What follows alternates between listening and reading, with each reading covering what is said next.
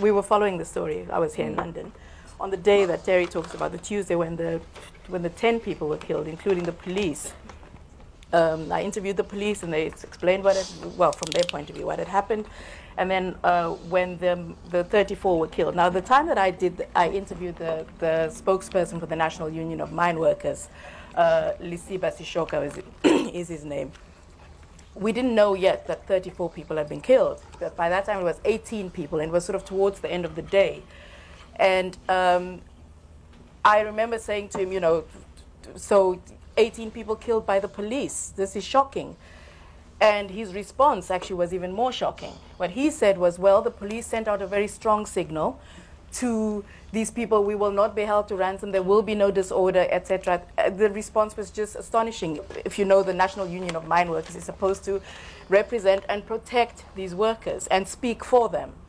That was the message he was, and I was doing the interview, and in a way I was glad that the interview wasn't live, because I kept saying to him, but are you sure that you mean what you say? You speak for these people. Have you lost control of these people? Do you know what's happening on the mine? And he kept the message that the police will not allow this country to descend into chaos, and we will not be held to ransom.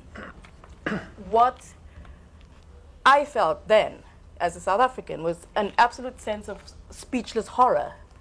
Because even though Terry says that, South Africa has been becoming more and more tense and uneasy, and there's a greater sense, I feel, among South Africans that things are going awry, I don't think it was as stark and as clear as Marikana.